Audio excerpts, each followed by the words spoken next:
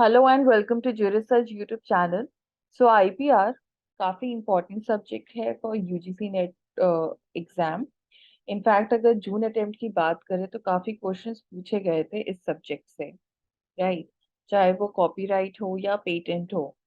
Okay, so for that reason I have compiled some of the important MCQs which can be helpful for the preparation for upcoming attempt. Let's find out those questions.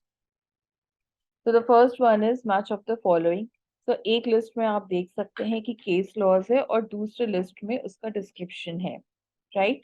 So you can also pause this video and try to choose the correct answer. So देखिए, correct combination देखते हैं हम लोग।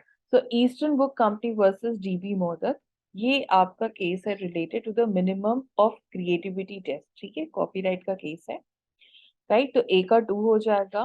B है आपका Bayer Corporation versus Union of India, ये patent law के under case आता है, right? And it is basically related to the compulsory licence of patent. ये पहला ऐसा केस है कि जिसमें कंपल्सरी लाइसेंस दिया गया था। Third is RG Anand versus Deluxe Films, 1978 का है। ये केस आपका कॉपीराइट से रिलेटेड है, जो कि आइडिया एक्सप्रेशन के बारे में बात की गई थी इस केस में। Last one is the NR Dongre versus Whirlpool Corporation. तो हम लोग का एक पॉइंट बचता है which is prior use test. Alright, so accordingly आपका option number 2 is the correct answer.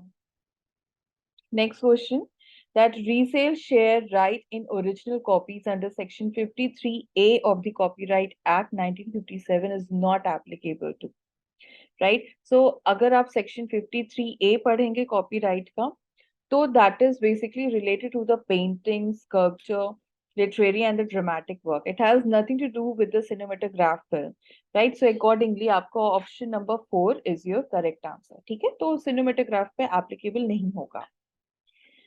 Next question काफी लेंदी है लेकिन बहुत ही सिंपल है।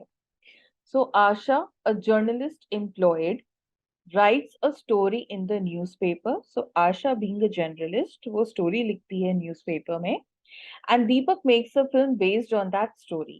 और दीपक नाम का एक बंदा उस स्टोरी पे फिल्म बनाता है, जिसमें कि Raghu and Rekha plays the lead role. और जो डांस होता है in the film that was choreographed by Ajay. So let's find out the different statements and try to choose the correct answers. Right. तो देखिए, स्टेटमेंट ए हम लोग देखते हैं। Asha is the author of literary work. ठीक है, आशा जर्नलिस्ट है, उसने स्टोरी लिखा है न्यूज़पेपर में। Yes, she is the author of literary work. So उसके स्टोरी पे ही दीपक ने फिल्म बनाई है। तो yes, statement A is the correct one. Statement B देखते हैं। Proprietor of the newspaper has copyright on the story in the absence of the contract regarding copyright. अब proprietor कौन होता है? देखिए, आशा यहाँ पे जर्नलिस्ट है और वो किसी न्यूज़पेपर के अंडर एम्प्लॉयड है। तो जिस न्यूज़पेपर एजेंसी कहिए या किसी न्यूज़पेपर एंटिटी के अंडर जिसमें वो एम्प्लॉयड है, राइट? सो उससे हम लोग प्रोपराइटर कहते हैं, राइट? तो क्या ऐसे प्रोपराइटर के पास कौन कौन सी राइट होगी with respect to that copyright? ठीक है, तो देखिए, अगर मान लीजिए कि एब्सेंस ऑफ कॉन्ट्रैक्ट है, तो भी जो प्रोपराइटर होगा न्यूज़पेपर का, उसके पास सिर्फ पब्लिकेशन राइट्स होंगी। ठीक है, सो आपका जो स्टेटमेंट बी है it is not correct, whereas statement C which is proprietor of the newspaper has only the publication right, ये आपका सही है स्टेटमेंट। डी है आपका, Raghu and Rekha have performer right. Yes, so जो रघु एंड रेखा जो कि यहाँ पे लीड रोल प्ले कर रहे हैं इन the film, they have got the performance right because they are performing over here. E है आपका, Ajay is the author of musical work. This is not correct. Okay, so being a choreographer, it doesn't mean that you are the author of musical work. Okay, so accordingly आपका statement A, C और D सही हो जाएगा। ठीक है, so option number 2 is a correct answer.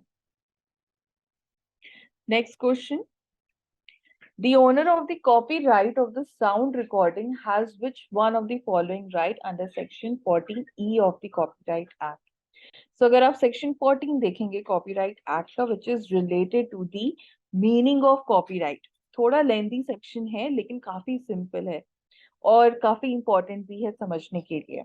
Okay, so once you refer section 14 of copyright act, so that is okay, so according to which the owner of the sound recording has got the right to communicate the sound recording to the public. Okay, so option number 3 आपका correct answer है.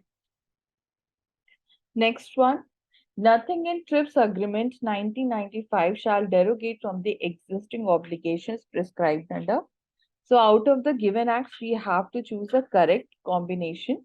Okay, so अगर आप article 2 refer करेंगे of trips agreement का, okay, सो वहां पे देखिए Paris convention दिया है, रोम कन्वेंशन दिया है, बर्न कन्वेंशन दिया है एंड इंटीग्रेटेड सर्किट ट्रीटी दी है. ठीक है, सो आपका जो ट्रिप्स अग्रीमेंट है, it has nothing to do with the biodiversity convention. So आपका accordingly option number 3 will be your correct answer. So if you're preparing for UGC NET exam for the upcoming attempt, which is December 1, since exam dates are out, 6 दिसंबर से लेके 22 दिसंबर के बीच में किसी भी दिन आपका हो सकता है लॉ पेपर. तो अगर आपको क्रैश कोर्स में सब्सक्राइब करना है, then Jury Search is offering the UGC NET 2023 crash course, जिसमें कि आपको सब्जेक्ट वाइज प्रिपरेशन स्ट्रैटेजी बताई जाएगी, लाइव लेक्चर्स मिलेंगे, राइट. इसके अलावा आपको मॉक्स दिया जाएगा separately for paper 1 and for paper 2, and इसके अलावा आपको सॉफ्ट कॉपी स्टडी मटेरियल दिया जाएगा for paper 1 and for paper 2. और भी आपको एडिशनल फीचर्स दिए जाएंगे जो कि आप जान सकते हैं दिए गए नंबर पे कॉल करके, right. So what I so that was all about the important MCQs with respect to IPR. Thank you for watching this video and do not forget to subscribe Jury Search channel to get the further updates.